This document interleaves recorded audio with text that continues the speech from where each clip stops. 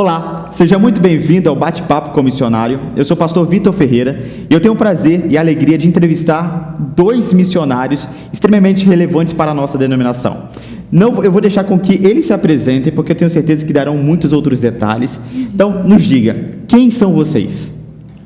Eu sou o pastor Fernando Nery Soares e com a minha família nós tivemos 20 anos no campo missionário.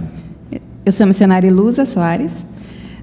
Nossa família é composta por nós, nossos dois filhos, Sara, de 17 anos, que chegou ali na Argentina com 3 meses, e o Ezequiel, que é o nosso argentino, que hoje tem 15 anos. E como foi a experiência de chamado de vocês dois? Foi antes do casamento, depois do casamento, como é que foi? No meu caso, foi bem na adolescência, Eu tinha cerca de 12, 13 anos de idade, e um amigo, de nome Daniel, sempre me convidava para ir na sua igreja, na cidade de Itabirito, interior de Minas Gerais, próximo a Belo Horizonte. E nenhum domingo, depois de tantos convites, eu aceitei e fui com ele. E justo era culto de missões. E quem estava ministrou Isaías, capítulo 6, versículo 8, é quem enviarei, quem há de ir por nós. E naquela noite, depois da pregação do Evangelho, ele fez um desafio para uma viagem de curto prazo, que ia ser feita em Belo Horizonte, para a inauguração de uma igreja. E naquele momento eu entendi, através da pregação dele, que o mundo precisava do Evangelho, que o mundo precisava da Bíblia, que o mundo precisava de Jesus. E então eu levantei a minha mão, aceitando ali o desafio da missão, e fui lá na frente. E foi algo bem diferenciado, porque quando eu vou lá na frente, começa a festa, a alegria, glória a Deus, aleluia, ele está aceitando Jesus. Mas eu não tinha entendido porque eles diziam está aceitando Jesus. Porque eu estava aceitando a missão. O convite do pregador foi: quem vai? Quem há de ir? Eu levantei a minha mão para ir. Claro que depois, com o tempo, os anos de cristianismo, a gente vai entendendo o impacto daquele momento.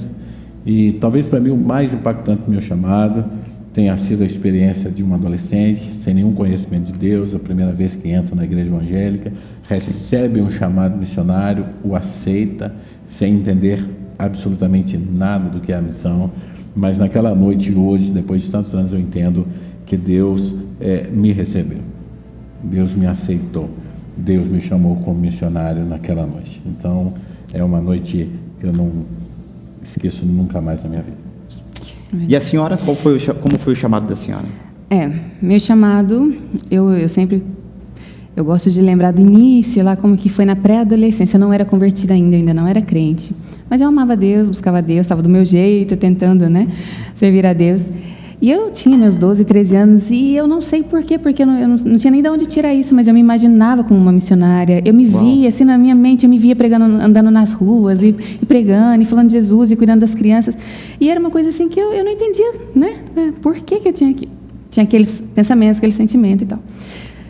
Quando aí eu conheci o Fernando, me converti, comecei a caminhar no Evangelho e tal, Fiz vestibular. Eu lembro desse dia que foi muito forte na minha vida, porque era o dia de ver se eu tinha conseguido entrar na faculdade ou não, uma faculdade federal, ia fazer a carreira que eu queria e tal.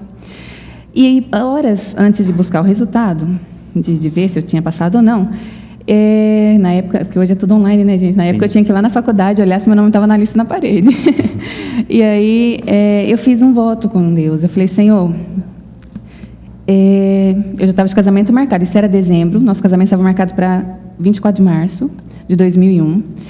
Ele não tinha falado comigo até aquele então do chamado missionário dele, pastoral, nada. Eu não sabia dessas coisas. A gente estava namorando, tal, mas ele estava assim, deixou na mão de Deus, E aí eu fiz um voto com Deus. Eu falei: Senhor, eu quero muito entrar na faculdade. O Senhor sabe, o Senhor conhece meu coração. Mas eu prometo que o dia que o Senhor me chamar para a obra missionária, eu deixo tudo. Uau. Eu deixo tudo. E eu não sabia como que ia ser a minha vida depois de casada. Eu estava falando: se o Senhor me chamar para o campo, eu vou. Eu não sei como é que vai ser, não sei se o meu marido vai aceitar, mas eu largo tudo. E eu senti que naquela hora o Senhor aceitou aquele voto, sabe? Cheguei lá, meu nome estava na lista, dei glória a Deus, 4º lugar, feliz. Comecei a faculdade. Faculdade de quê? Era decoração de interiores. Talvez o pessoal não conhece muito a carreira, mas assim, eram 4 anos. Mas está em alta no Brasil agora. Agora está, Design de interior e tudo isso. E na época, assim, você fazia 4 anos de faculdade de decoração e mais um ano você era arquiteto e decorador. Então, eram duas faculdades em uma. E eu estava na Federal de Uberlândia. Isso, para mim, era algo importante, E aí, um ano e alguns meses depois, o Fernando vai conversar com o nosso pastor. Na época era pastor, né, o bispo Geraldo Lúcio. E aí, conversando com ele, ele fala assim, olha, em abril, falou assim, olha, prepara que vocês vão embora. Eu, oh, meu Deus, glória a Deus. E começamos, né, prepara tudo. E aí, de cara, Senhor, eu fiz um voto e eu estou entregando para o Senhor a minha faculdade. E aí começa a nossa caminhada, né, porque logo depois a gente já veio para a agência, isso foi em abril, final do ano nós já tínhamos desfeito de tudo que nós tínhamos menos de 2 anos de casado. Sim. Já fomos para a agência missionária e daí já começou a nossa caminhada. Então, eu falo assim, desde o início, antes de eu entender o que era missão, o que era nem mesmo o evangelho, porque eu ainda não era convertida, mas eu já, assim, Deus já vinha trabalhando em mim, já tinha posto aquele sonho no meu coração, sem eu saber o que era. Assim, porque eu me via como missionária e não entendia. Tanto que uma vez, quando eu já estava indo para a agência, uma amiga perguntou, Elusa, mas o que é? O que você vai fazer? Como assim, missionária? E eu contava para ela aquilo que passava na minha cabeça quando eu era uma pré-adolescente. Eu falei assim, não, e de andar na rua, de falar para as pessoas do amor de Jesus, de evangelizar as crianças, coisas assim. Eu falo, meu Deus. Mas, assim, foi assim que começou o meu chamado. Claro, quando eu cheguei na igreja wesleyana, Deus usou muitos servos dele, muitos profetas para falar e confirmar, né? Amém. Então, eu nunca duvidei, nunca tive medo também, porque quantos amigos nossos, né, tentaram desanimar a gente, mesmo assim, não a propósito, não com maldade, mas com medo da gente, né, de sofrer, sei lá, de passar alguma necessidade. E nós não, é isso que a gente quer, é isso que Deus tem para nós. E juntos vocês serviram quais países? A gente chegou na agência casados, né? Aí casados. A gente já estávamos casados. Em 2003, a gente já ia fazer 2 anos de casados. E aí daí a gente fez a GMIL, fomos para a Argentina juntos e depois Bolívia juntos, então, tudo junto. E ficaram quanto tempo na Argentina e na Bolívia? Nós somos da terceira turma, 2003, né, como ela disse. Nós fizemos o nosso prático em Buenos Aires. Depois do prático, que foi 2003, 2004, nós voltamos um tempo para o Brasil. Eu era ainda aspirante, ela também é aspirante a missionária. E nós permanecemos no Brasil até a nossa filha Sara, em Uberlândia, Minas Gerais. Quando, em janeiro de 2007, nós somos desafiados a voltar para a Argentina, mas agora para o interior, para Formosa, onde nós permanecemos ali 8 anos e alguns meses. E depois nós vamos direto, em 7 de janeiro de 2015, para a cidade de Santa Cruz de la Sierra, Bolívia, onde nós permanecemos até julho de 2022. Qual foi a maior dificuldade que vocês enfrentaram nesses 2 países? O maior desafio? Talvez na Argentina o maior desafio tenha sido o primeiro campo. A gente chega sempre com uma visão muito romântica da missão. A gente espera que tudo vai acontecer de forma muito fácil, muito leve, e na realidade não é. São muitos desafios, ainda que tenhamos sido muito bem preparados na GMIL, na nossa agência missionária, os desafios são inúmeros e diversos. Então essa foi uma grande dificuldade, conseguir começar a entender, a amar e a respeitar uma cultura diferente da nossa. Na Bolívia, a dificuldade, entre aspas, foi a mesma. Depois de 9 anos na Argentina, nós chegamos na Bolívia e descobrimos que na prática a gente não sabia nada de novo. A gente estava começando do zero, porque a cultura argentina é extremamente diferente da cultura boliviana, e então é como se nós estivéssemos começando de novo. E então foram 2 desafios similares, mas ao mesmo tempo diferentes, porque você já tem uma certa experiência, espera que seja tudo mais fácil, mais simples, que o trabalho flua mais rápido, mas de repente eu me vejo, nós nos vemos como que começando de novo a carreira. Então foi bem desafiador, bem lindo também, aprender, se desafiar, crescer, mas são desafios importantes. Verdade. Quando nós chegamos na Bolívia era frustrante, porque assim, saímos da Argentina pensando que falava fluente o espanhol. Na minha cabeça eu falava bem espanhol. E eu chego na Bolívia, uma brasileira com sotaque gaúcho, porque era argentino, e eles não me entendiam. E eu falava, meu Deus, o que está acontecendo? E assim, eu falava e eles não entendiam. E não é possível que eu não estou falando espanhol. E não, é porque realmente algumas palavras são bem diferentes. E o sotaque, outra coisa também, nós éramos brasileiros. E na Bolívia tem muito brasileiro. Então eles preferiam que a gente falasse em português com eles do que com sotaque gaúcho, como eles diziam, né? Então, tivemos um pouquinho essa dificuldade também no início, até adaptar, até nosso ouvido também acostumar com o sotaque deles, porque é diferente, então a gente também teve que adaptar. E é realmente o que ele falou, assim, aprender de novo, porque eu tive que aprender um outro espanhol, nossa família teve que aprender um outro espanhol, uma outra cultura, alimentação, que é totalmente diferente. Mas apenas o espanhol? Ou tinha uma Tudo outra espanhol. língua? Eles têm várias línguas. Guarani? Isso, só que predomina o espanhol em Santa Cruz. Ah, sim. Né? Então, como a gente lidava mais com o pessoal de Santa Cruz, a gente não aprendeu as línguas originárias. A Bolívia possui 56 povos, 32 reconhecidos pelo governo, identificados. E são 3 grandes línguas, né? O espanhol, que é o primeiro, depois o quechua e o aimara. E, claro, cada povoado, cada tribo tem o seu dialeto próprio. Sim. Então, é um desafio, porque esses 3 idiomas acabam se misturando. Em Santa Cruz, com mais de 30 mil brasileiros, nós acrescentamos a essa receita de bolo um 4º idioma, o português. Então, na realidade, é um desafio, porque você tem espanhol misturado com português, com quechua, com aimara, o guarani, que predomina como segunda língua, como língua ensinada nas escolas de Santa Cruz. Santa Cruz, então, era bastante desafiador. E esse é o lindo da missão. O lindo da missão é porque você não pode se acomodar nunca, você nunca vai pensar que sabe alguma coisa ou que já alcançou alguma coisa, porque todos os dias há algo novo para você aprender. Verdade. Sim, todos os dias.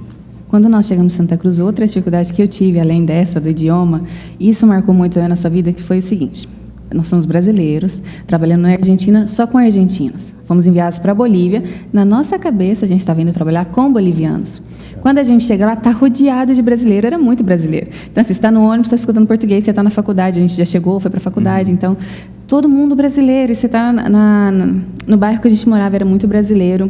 E começamos a fazer cultos, e assim, os brasileiros vão se juntando, né? A gente começou a trabalhar com o brasileiro. E eu lembro de um dia que eu estava lá numa das faculdades, né? Na faculdade que a gente estava estudando, sentada no banco da praça, e então os brasileiros para lá, para cá, para lá, para cá. Foi me dando um desespero, porque assim, o choque com a sua própria cultura, por estar em outro país, não sei, foi muito forte esse dia. Eu falei: Fernando, me tira daqui que eu não estou aguentando escutar a minha língua. Porque era uma coisa assim, na minha cabeça eu tinha que estar ali escutando o espanhol, estar ali com os bolivianos.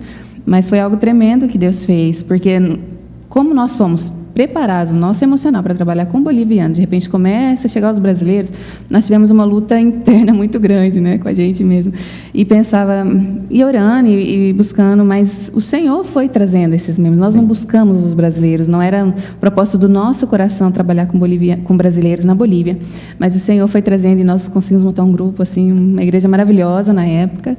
E foi uma bênção, mas nós tivemos essa dificuldade no início. Vocês se formaram? Lá não terminamos, não foi possível. A gente já saiu daqui com a capacitação que a denominação exige, né? Sim. Eu fiz o CEFORTE, naquele tempo ainda o básico, eu comecei o CEFORTE em 1991, depois eu faço o bacharelado na Assembleia de Deus, e quando chega lá, nós vamos fazer aí uma licenciatura em teologia bíblica na Universidade Presbiteriana Coreana, mas não tivemos oportunidade por diversos motivos de terminar. Lá são 5 anos a faculdade, nós fizemos 3. Hoje nós estamos tentando retomar online para finalizar essa carreira, e lá não terminamos. Mas depois tivemos outras capacitações também. Legal, é importante, né? Para se adaptar. Agora nos conte, pastor Fernando e missionária Elusa. Qual é uma curiosidade da Argentina e a senhora uma curiosidade da alimentação, na adaptação, na cultura da Bolívia? Vamos começar com o pastor Fernando. Uma curiosidade. Talvez uma revelação. Nós brasileiros temos muito essa questão da disputa com o argentino, do problema com o argentino, do confronto com o argentino, e para alguns chega a ser ódio com o argentino. Na prática, isso não existe. Uau! Isso existe talvez dentro do campo de futebol, talvez nas mídias, mas nós passamos 9 anos na Argentina, nós não tivemos o menor problema. Claro, por se tratar de uma cultura diferente da nossa, nós levamos um tempo para nos adaptarmos à cultura argentina, até entendermos como funciona a cultura. Mas hoje, vivendo lá 9 anos e depois já retornando lá outras vezes, dizer que em algum momento, por ser brasileiro, nós somos perseguidos, discriminados ou tivemos qualquer tipo de problema, não. Jamais. Pelé e Maradona, tranquilo. Na verdade, a única coisa que não é tranquila é essa questão, mas o restante, que não legal. existe essa rixa ou esse desrespeito que eles acham que os argentinos têm contra os brasileiros. Nós, em 9 anos, né, a gente pode falar da nossa experiência, jamais, pelo contrário, sempre fomos tratados legal. com carinho, sempre fomos cuidados por eles, Verdade. sempre atendidos, sempre. E na Bolívia? Na Bolívia é dividida em 3 grandes grupos, né? Sim. Que são os cambas, os colhas e os descendentes de europeus, tudo isso, né? Brasileiros mais. Os brasileiros e tal. Então, assim, nós chegamos lá, começamos a conhecer um pouquinho da cultura. Sim. E o pessoal falava que os colhas, os cambas não dão bem. Na verdade, até uma expressão um pouco Despectiva. ofensiva, eles não gostam, mas esse é o termo usado, né? E a gente não entendia, a gente achava que os cambas, que são o pessoal de Santa Cruz, ali ao redor, que discriminavam os povos originários, que são os colhas, né? O pessoal do Alto, La Paz, Cochabamba e tal. E aí até a gente conheceu um pouco a cultura e que não, que na verdade, assim, a divisão que havia entre eles era porque os colhas era que em algum momento, né, chegaram... Então, assim, ver a divisão entre eles, entre o próprio povo, dentro das igrejas, foi algo difícil para nós, porque, assim, a gente chegou e via que uma igreja só tinha camba, outra igreja só tinha colha, e a gente não entendia por quê. São todos bolivianos, o que está acontecendo aqui? E começaram a tentar explicar para a gente. E a gente viu que realmente não funcionava. Vários pastores, a gente conversava, os pastores bolivianos, e falou assim, olha, não adianta vocês tentarem.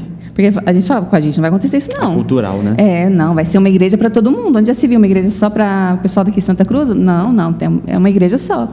Eles não... Então, assim, a gente, com as pessoas que a gente teve a oportunidade, né, de tentar trabalhar, de orar, de quebrar isso no coração, mas realmente é algo muito forte, assim, que você não acredita. Fala assim, mas crente tem isso? Crente tem essa divisão? E é muito forte isso. Esse é o grande desafio do missionário no campo estrangeiro. Ele tem que chegar na cultura antes de fazer pré-julgamentos, antes de ter pré-juízos de valores na cultura. Ele tem que conhecer a cultura. Nós chegamos e achamos, isso aqui é simples de resolver, é só unir os povos. Quando a gente vai conhecer a história da Bolívia, a gente vai ver que isso era impossível, pelo menos aos naquele momento e aos olhos humanos. Então, foi muito desafiador também isso. O fato de você ter 2 povos divididos, que de alguma forma quase que se odeiam, e entra um terceiro povo, uma cidade com 1 milhão e pouco, quase 2 milhões de habitantes, com mais de 30 mil estrangeiros localizados no mesmo lugar, então interfere na cultura. Então nós temos um encontro de 4 culturas totalmente diferentes. Então isso para a gente foi muito impactante. Sim. E outro desafio, você falou desafio, agora falou da curiosidade. Curiosidade para nós, porque nós não tínhamos essa informação. Sim. E desafio, porque é o desafio de você conseguir fazer uma apreciação crítica da cultura, sem juízo de valores, e você então vai entender culturalmente o povo, e aí depois você vai trabalhar, aceitando, assimilando aquilo que não ofende a Deus e que não vai contra os princípios do Evangelho, e claro, tendo que rejeitar, e aí inclusive gerando alguns confrontos culturais, aquilo que vai contra o Evangelho, aquilo que vai contra os princípios divinos. Talvez seja o grande desafio da missão para todo e qualquer missionário em qualquer lugar do mundo que ele vá. Isso. Sim. Vocês já cometeram alguma gafe? Uma palavra maldita, mal falada, né? Maldita no sentido mal falada. Conta aí pra gente. Eu tive uma experiência, assim, que foi tipo uma gafezinha, porque nós saímos da agência e todo mundo falava, nunca rejeite o mate do argentino. Assim, se eles te oferecem o mate, aceite. É muito importante. E assim, a gente estava disponível, a gente estava disposto a fazer isso. Só que eu cheguei na Argentina em 2003, grávida, passei por todo um processo, eu cheguei a perder nosso bebê. E saímos dali do hospital, 20 dias depois a gente estava fazendo visita, evangelizando, continuando o trabalho. E a primeira casa que nós fomos visitar, uma família muito querida, que tratava a gente com muito carinho e tal. Chegamos lá, estava conhecendo o esposo, já conhecia a esposa, conhecia o marido dela. Ele não era cristão. Nós chegamos na casa dele, primeira coisa que ele faz, preparar um mate para servir, que é maravilhoso e tal. Só que ele, não sei porquê, olhou para mim e me perguntou, você quer um mate ou você quer um suco? Eu não estava bem, meu estômago não estava bem, eu estava tomando muito remédio, então um monte de coisa. Eu falei assim, eu prefiro o suco. Ele me perguntou o que eu queria, entendeu? Não é que ele me ofereceu um mate e eu neguei. Não, ele falou, você me deu opção, né? Você quer um mate ou você quer o suco? Eu prefiro o suco. Pra que eu falei aquilo? Ô, gente. Na hora, o senhor fechou a cara pra mim, eu fiquei tão decepcionada comigo. Falei, meu Deus, o que eu fiz? Vim pregar o evangelho e tô dando mau testemunho. Fiquei super arrasada ali, esperei um pouquinho, porque ele ficou muito sério comigo. Aí tá, e o Fernando tomando mate, todo mundo conversando e ele emburrado. Meu Jesus, o que eu faço agora? Aí esperei ali passar umas 3 voltinhas, né? E o Fernando, como é que tá? Tá muito quente? Como é que tá muito forte o mate? Aí ele, espera mais um pouquinho, tá bom. Esperei mais um pouquinho, ele, agora já dá para tomar. Beleza. Aí eu, irmão, agora eu vou aceitar o mate. Na hora abriu o sorriso de novo, eu, graças a Deus. Porque eu gostava do mate, não era o problema, não era o mate para mim, mas é porque o meu estômago não estava bom por causa dos remédios e tal. Então, assim, eu não estava bem, então me deu opção, sim, né? Sim. Mas não, nunca rejeite o mate do argentino. Nunca, você que aí está querendo ir para o missionário, se for para a Argentina, nunca rejeite o mate. Até porque mate e tererê ou a mesma coisa? São diferentes. O tererê é frio, gelado, e o mate é quente. No Paraguai, até 6 horas da tarde é o tererê. Que é gelado. Uhum. Aí passou das 6 da tarde, já é um mate, na noite a maioria já é um das mate, vezes né? é assim. Uhum. Tive uma gafe no Paraguai também. Quem nunca teve? Sim, verdade, né? A gente pode contar inúmeras. É verdade. Inúmeras. Eu lembro quando nós chegamos no interior da Argentina, em Formosa, já tínhamos experiência em Buenos Aires, já dominávamos o idioma, já tínhamos preparado para estar ali. E nós chegamos, o pessoal nos convidou para sair para comer, fomos numa lanchonete árabe comer um shawarma. E o presbítero, então, naquele tempo, falou, pastor, nós vamos pedir um para cada um, tá bem? E aí a gente come. Acostumado com o Brasil, shawarma pequeno, também no Paraguai nós tivemos a experiência de ser pequenininho, tamanho de um pão francês, talvez um pouquinho maior em alguns lugares. Eu falei, não, mas eu acho que um é pouco, né? Vamos pedir aí uns 2, 3 para cada um, já que o pessoal está com fome. Aí trouxeram um galão de 20 litros. Quase. O que acontece? Aí ele ficou assim, mas tanto, pastor? Mas ele também não me explicou nada. Tamanho. E eu querendo adivinhar a cultura do lugar, por isso aprendam a cultura. Querendo adivinhar, eu pedi 2 ou 3 para cada um. Só que acontece que vem o shawarma de quase meio metro. Ele é muito 250, grande. 300 gramas de carne. E aí, como que você faz? Meu Deus. E depois, claro, ficaram todos em cima da mesa e os nossos irmãos argentinos... E uma semana depois se terminaram. Praticamente. Tomaram mate. E os não, irmãos... o shawarma. Era o lanchinho. O lanche árabe. O lanche árabe. Como que chama no Brasil? Não lembro. O lanche árabe. Tem outro nome. E foi interessante porque ficaram todos ali, claro, ninguém conseguiu comer. E, bom, enquanto nós estivemos, nós nos tornamos a piada do momento, porque todo mundo queria nos obrigar. O bom que isso acaba trazendo algumas conexões também, né? Sim. E por que vocês nunca desistiram do ministério? Vamos começar primeiro com as damas? Por que a senhora nunca desistiu do ministério? Porque eu creio plenamente no nosso chamado, na missão que o Senhor nos incumbiu.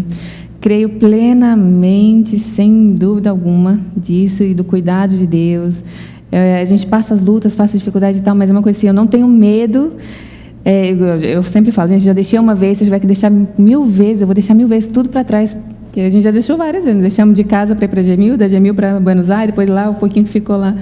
Voltamos para o Brasil, depois para... Então, assim, onde vai, fica tudo, a gente sai de novo com uma malinha na mão. E isso, para mim, não me afeta em nada. E eu falo, se eu tiver que fazer tudo de novo, quantas vezes forem necessárias, porque eu creio, eu sei, e por experiência, não só porque eu creio que algum dia vai acontecer, não, porque eu vivo isso. O cuidado de Deus, né? Deus suprindo cada uma das nossas necessidades, né? E tudo que Deus faz o tempo todo por nós é algo incrível. Então, assim, eu não tenho medo. E eu acho que isso ajuda, porque eu conheço pessoas que falam, eu queria tanto ter uma experiência missionária, isso aqui, mas eu tenho tanto medo disso. Mas a primeira coisa que você não pode é ter medo. Tem que ter coragem. Crer realmente no seu chamado e não ter medo, não duvidar da promessa de Deus, que eu acho que é isso, né? Não duvidar, o Senhor prometeu e Ele cumpre. Então, acho que é isso, assim. Como eu disse no começo, o meu chamado me impede. Primeiro, porque eu não me senti em nenhum momento chamado para um período missionário, para uma experiência missionária.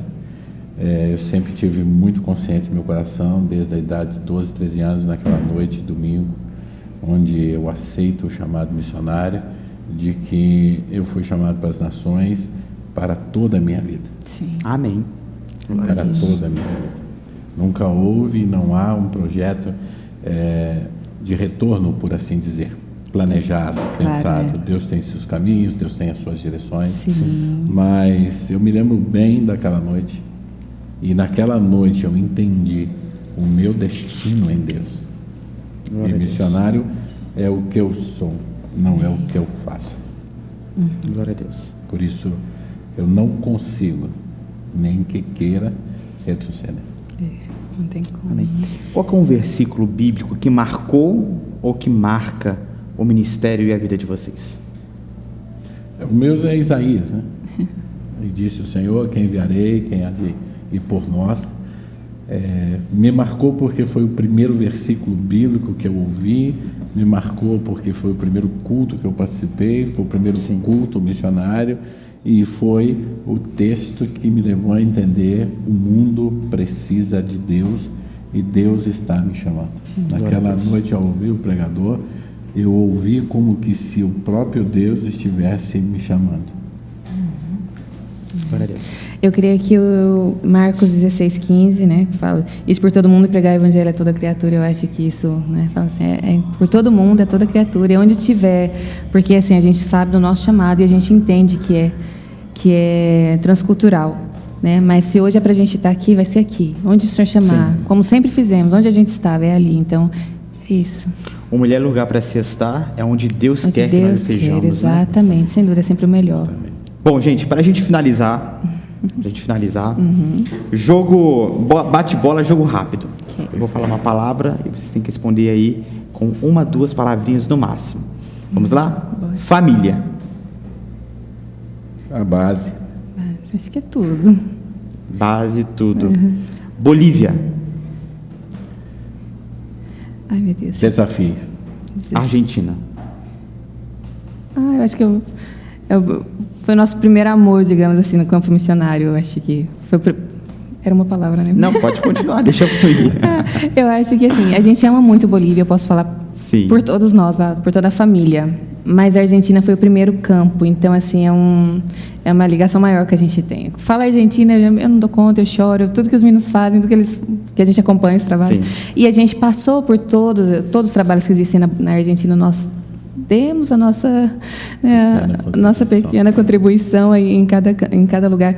Então, eu acho que é isso. Assim, Ser missionário é? obediência, mais que tudo. Obediência. É tudo. É tudo. É tudo. E é o único meio de vida para quem foi chamado para isso, É verdade. para quem entendeu o seu destino. Missões hoje. Acho que... Falando da nossa vida, hoje... Missões hoje. Hoje. Não tem como eu falar em uma palavra, duas palavras, mas a gente não sabe como vai ser daqui para frente. Mas a gente crê que Deus vai usar a nossa vida de alguma maneira. Então, assim, hoje Deus tem nos dado a oportunidade de fazer missões de outra maneira. Trabalhando na igreja local, fazendo muito, trabalhando muito, mas de poder ajudar os nossos amigos missionários assim, de uma maneira diferente, que a gente nunca teve antes, né, a oportunidade. Então, eu vejo que talvez, não sei, mas o Senhor, né, Ele faz da maneira que quer e vai usar as nossas vidas de uma outra maneira, não sei, a gente está aqui. Mas se Deus falar hoje, pega as malas e vai embora, a gente está indo. E se Cristo comigo vai, Eu irei. eu irei. Missões hoje, pastor? Missões hoje continua sendo o propósito de vida. Sim. Deus está nos direcionando, quem sabe, para um novo tempo. Nós estamos sendo repatriados. Depois de 20 anos, a Secretaria-Geral de Missões, junto com a denominação, nos deu um ano sabático, 1 ano e meio, Concílio é em dezembro, então serão 2, afinal das contas. Precisávamos disso, depois de 20 anos fora do Brasil. A gente precisava de um tempo de refrigério para refaccionar, para refazer, para refrigerar ministério, a alma, a família, a economia, em todos os aspectos. E missões para nós hoje seria o desafio de reinventar onde Deus quer que nós estejamos na missão de Deus hoje. Amém. Se é voltar e estar em algum lugar do mundo, e como a esposa disse, estamos dispostos, deixamos sempre. tudo hoje, amanhã estaremos lá, mas se Deus também tem para nós o desafio de estar aqui, nós queremos de alguma forma continuar contribuindo para a missão de Deus. Amém. Eu queria poder aproveitar essa oportunidade também, porque assim, nós temos sido muito bem cuidados desde que nós voltamos. E essa é uma preocupação do missionário que está lá fora, né? Porque pensa, como que vai ser o meu regresso, né? Verdade. Porque alguns missionários já voltaram e não tiveram nenhum apoio, nenhum suporte, nada. E nós, pela misericórdia de Deus, pela bondade de Deus e pela liderança que nós temos hoje, foi totalmente diferente. Nós somos muito acolhidos, muito bem acolhidos, né? Prepararam uma casa, gente. Olha, quem teve a oportunidade de estar com a gente, né? Prepararam tudo, coisas que nós nunca tivemos na vida, assim, tudo do melhor. Mobiliaram a casa, uma casa maravilhosa, assim, Deus preparou até o carro, preparou tudo. E não só isso, mas todo o suporte psicológico, né? Atendimento psicológico, o acompanhamento pastoral, tudo isso a gente tem tido da nossa liderança e isso tem sido maravilhoso. Então, são 2 anos realmente que nós estamos sendo cuidados pela liderança, pela igreja local, onde o Senhor nos levou, que é uma bênção de Deus também, essa igreja na nossa vida. E isso tem sido muito bom e eu louvo a Deus pela Igreja Metodista Wesleyana e pela nossa liderança hoje, 3ª região e geral. Todos, Hoje assim. vocês estão no distrito de Cotia. Cotia, sim, presente de Deus na nossa vida. Bispo Simvaldo. Nós queremos até agradecer, né? E é importante que fique documentado isso. Sim. Agradecer à Secretaria-Geral de Missões, tanto a antiga gestão, que já havia um projeto para que nós pudéssemos voltar e ter um tempo de descanso, um tempo sabático. Sim, já vinham preparando. Com o advento da vinda do pastor Moisés, a Secretaria-Geral de Missões, como secretário, se manteve esse projeto, se manteve esse plano, e a Secretaria-Geral de Missões, então, nos deu e nos está dando todo esse apoio de retorno. Queremos louvar a Deus e agradecer pelo Bispo Simvaldo, representante da 3ª região e toda a 3ª região.